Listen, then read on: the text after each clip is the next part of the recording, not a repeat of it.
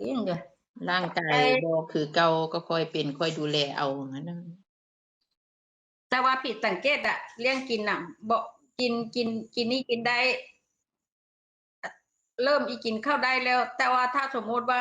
อุ้ยกูก็บ่อิ่มเพิ่มอีกจักหน่อยเถอะ มีปัญหาเลย อิ่มหลายพอกิน อืม มีปัญหาเลย กระเพาะเอากันถ้าว่าเอากินพอดีแล้วมากินน้ำอีกจะชั่วโมง2 ชั่วโมงบ้าท้องกูมันอย่างคู่ค่าเลยคือเมื่อยๆโล่งเอาก็ไปเอาเป้าเอาขนมมากินเอานมมากิน สั เอา ง ไป เก น ต อน เจ้าของเอาบ่ต้องไปจี้เพราะเขาบ่ได้เฮ็ดงานเฮ็ดการหิวมื้อใดก็คั่วมื้อนั้นนมอุ่นๆนมมื้อเว้นแม่ก็กินของแม่ประจำแล้วกาแฟก็เลิกแล้วเด็ก ก็สดชื่นขึ้นบ่หายหงุดหงิดขึ้นบ่ล่ะกาแฟ บางครั้งมันก็คิดอยู่ก่อนนางถ้าคิดไปคิดมาบ้ากูก็คิดมาดูแล้วก็บางครั้งมันมีไอ้นะเข้าใจบ่สมมุติว่าเรากินไปแล้วมันกระตุ้นขึ้นหน่อยหนึ่งครึ่งห่อนะเข้าใจบ่เราก็จิบปึ้นไปอีกหน่อยหนึ่งอันนี้เราก็ไปตามเลี้ยงเลยเนี่ยไปตามเลี้ยงเลย เนิบ ไป ๆไปแล้ววิตามินซีเดี๋ยวซื้อมาไว้บ่แล้วไว้ดื่มตอนบ่ายตอน แม่บ่ดื่มตอนบ่ายหรอก พอสิมีแม่ประมาณกินมื้อเช้าแม่กินนมตรงแล้วกับขนมอันนึงบางทีก็กับไข่แม่ก็ทีนี้2 โมง 3 โมง ตอนเช้าน่ะถ้ากินข้าวได้ให้กินสิดีกว่าร่างกายเจ้าลองปรับดู กินนมกินหยังแล้วก็เฮ็ดข้าวกินข้าว แม่ก็กินข้าวนะว่าพูดว่าแม่กินข้าวเสร็จแล้ว หลังจากกินข้าวอี5 โมงเช้าหรือว่าใกล้อีเที่ยงเนี่ยคล้ายๆว่ามันมันมีแนวกินน้ำกูถึงเข้าเนี่ยว่าคืออยู่ในใจเจ้าของแม่เว้าให้ฟัง อืม มีไหมจนค หิว ล้าย บ่อยขึ้นติหิวบ่อยขึ้นแต่กินหลายบ่ได้จั่งซั้นติ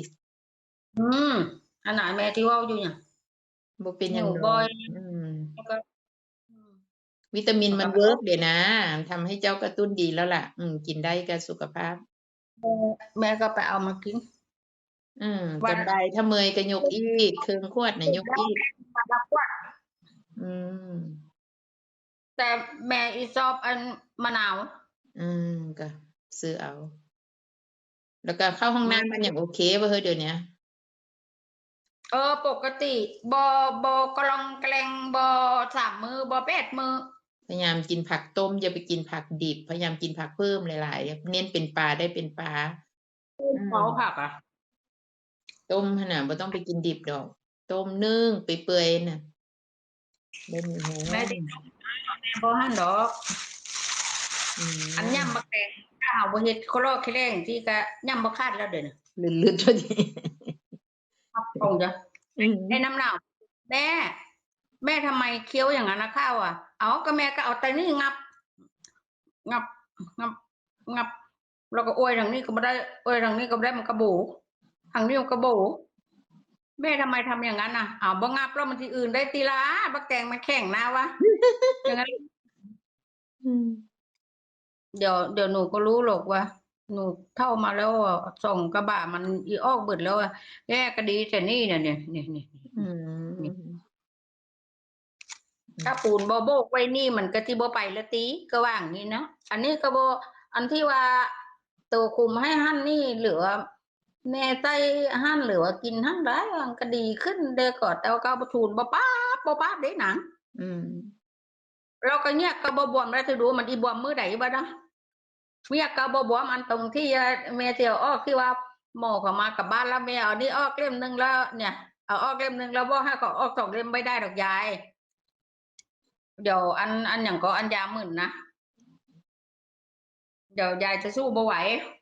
แล้วเวลารอให้บวมรอให้อักเสบพออักเสบก็ถอนบ่ได้อีกก็แล้วแต่เจ้าอันนี้บ่เว้านำอีกแล้วเรื่องแค้วเนี่ยเนี่ยเห็นได้เนี่ยเห็นได้เนี่ยแค่สลักนิดเนี่ยอีกทีนี้แค่สลักนิดเนี่ยว่าจะเอาไว้ให้โตดิเนี่ยแค่สลักอย่าฉันเอาเลี้ยงพระยังดีกันเนี่ยแค่สลักกันเนี่ยการหากินหายากอ่ะเนี่ยสลักนิดเนี่ย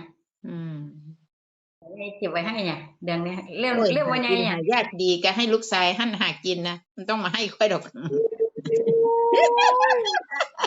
ก็ให้เอาอย่างให้ก็ให้ เออ